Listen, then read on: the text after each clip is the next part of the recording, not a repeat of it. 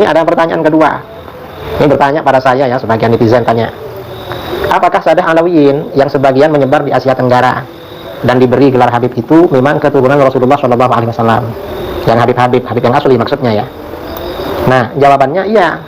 Mereka memang keturunan Rasulullah SAW dari jalur Sayyidina Husain bin Ali radhiyallahu anhuma, atau Sayyidina Husain bin Ali alaihi wassalam.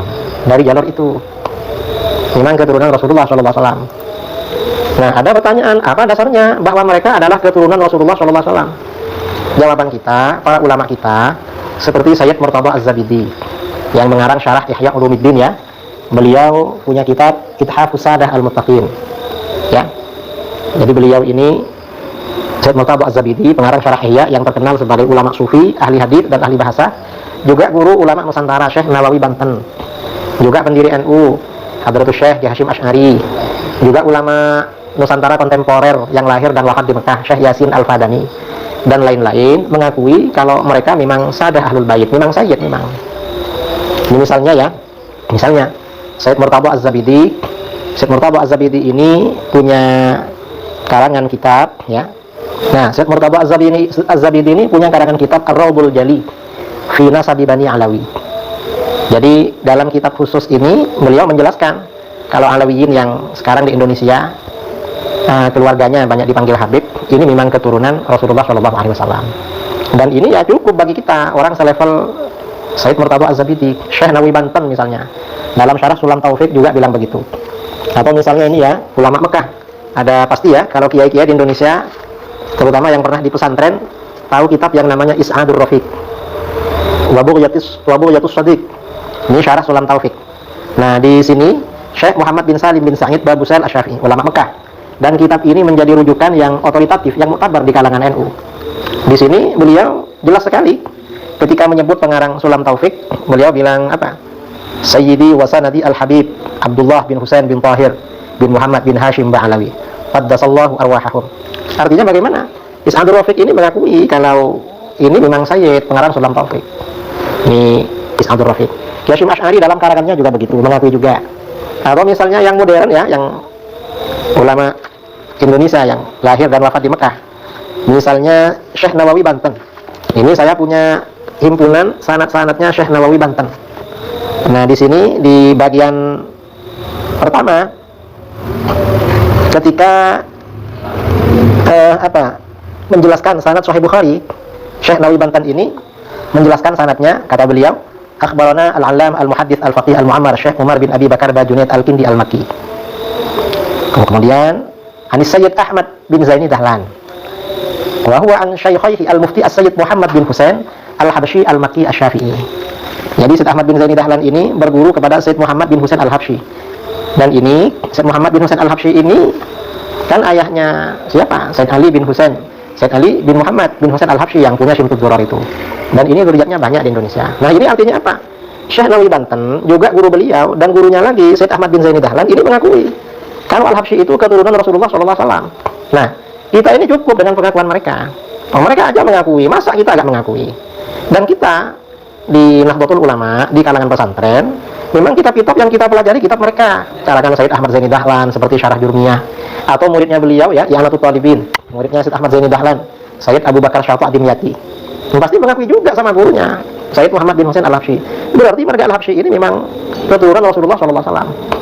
Enggak ada, artinya seperti ini cukup sebenarnya. Kalau mereka sebenarnya sayyid, sama dengan sayyid-sayyid yang lain di Indonesia yang memang mereka dari keturunan Alawiyin.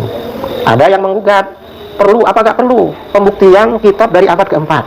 Ya, kalau mau mencari silahkan dicari, tapi ya jangan dipaksa-paksakan cari seperti itu. Karena sekarang ini abad ke-15 Hijriyah, bukan abad ke-5, jauh kalau abad ke-4. Kita ini jangankan masalah nasab, fikih Syafi'i yang banyak kita ini, kitab-kitab yang kita kaji sumbernya kan setelah abad ke-6, sejak masa Imam Rafi'i dan Imam Nawawi, lalu periode berikutnya. Artinya gak langsung pada ulama Syafi'iyah abad ke-5, ke-4, ke-3, apalagi kepada Imam Syafi'i.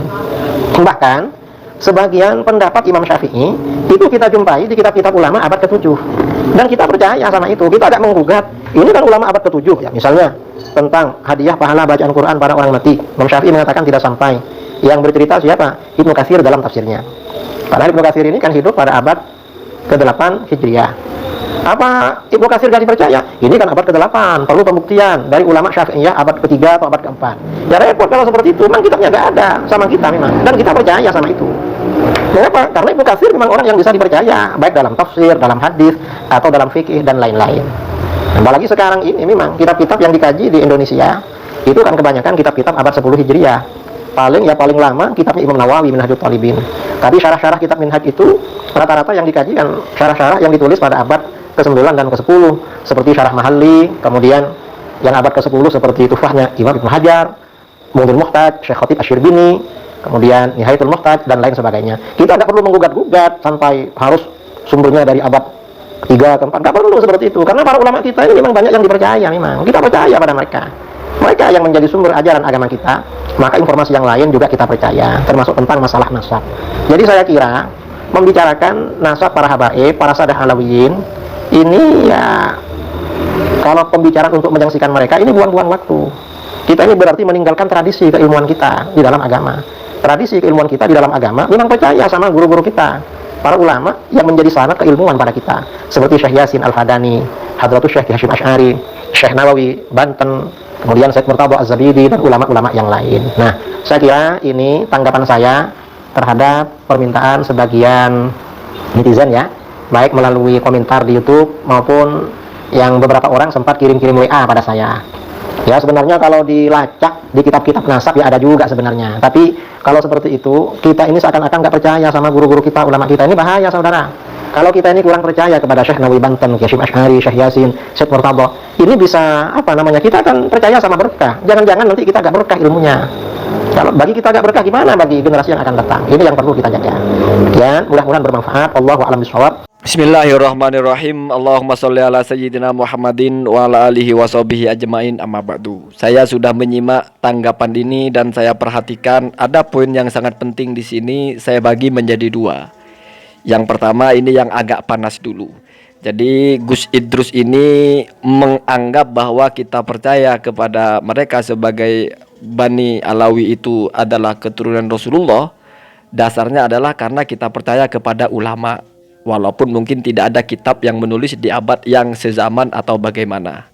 Kita percaya kepada Murtadha Az-Zabidi, kita percaya kepada Ibnu Hajar Al-Haythami, percaya kepada As-Sakhawi, bahkan percaya kepada penulis syarahnya Sulamut Taufik Is'adur Rafiq ya. Kita percaya juga kepada Syekh Nawawi Al-Bantani, kepada guru-guru Kiai Hasyim Asy'ari di Mekah dan sebagainya. Kalau soal percaya kepada ulama tidak ada ikhtilaf. Kita harus percaya kepada ulama bahwa mereka menyampaikan hal yang benar. Hanya saja bukan berarti semua ulama kita ikuti, karena ada kalanya ulama itu berbeda-beda pendapat dan kita meninggalkan pendapat satu ulama bukan karena tidak percaya, tetapi karena kita mengikuti yang lain. Itu biasa. Jadi kalau orang tidak mengikuti pendapat ulama lalu dianggap tidak percaya kepada ulama itu masalah saya kira. Yang kedua, kalau dalam masalah fikih kita memang posisinya adalah muqallid, yaitu orang yang ikut. Kita ikut kitab-kitab fikih.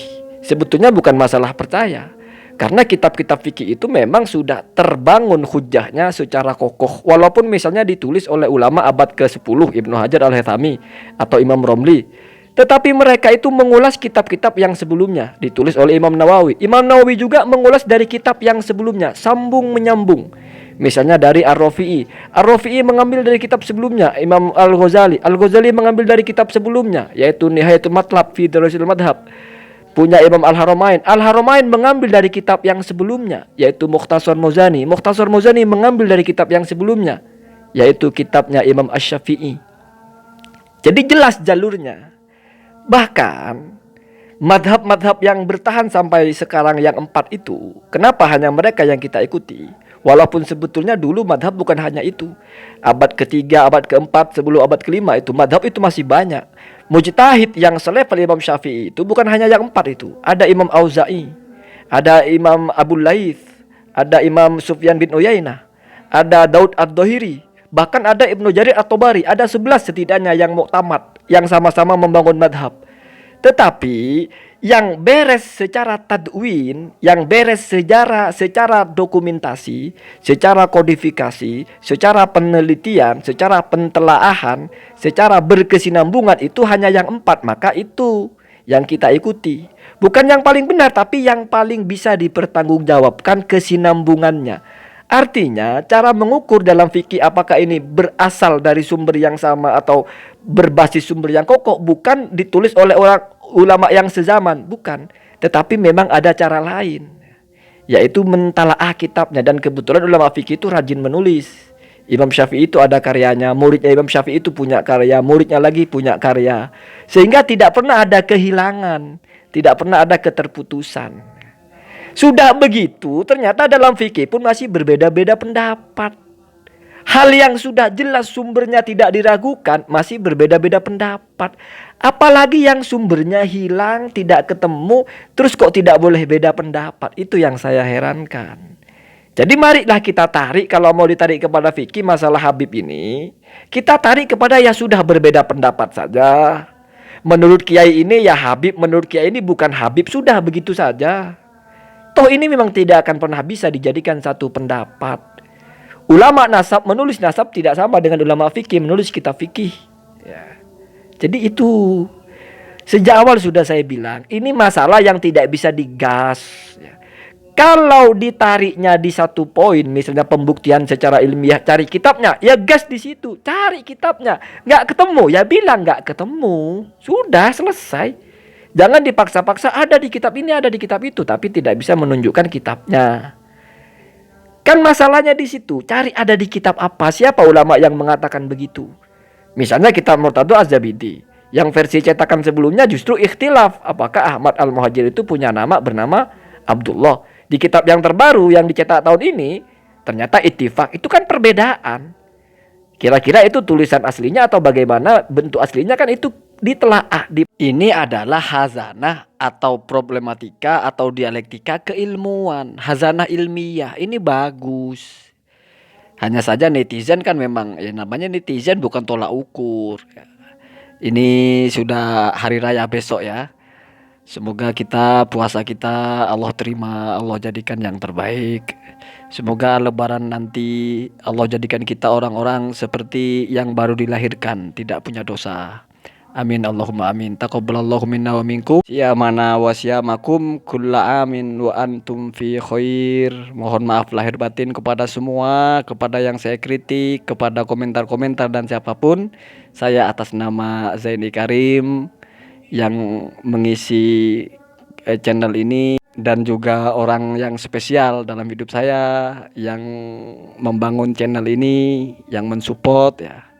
Jadi kita anggap setelah lebaran kita kosong-kosong ya. Tidak perlu penalti, sudah cukup kosong-kosong saja. Allahumma hadina hadasabil.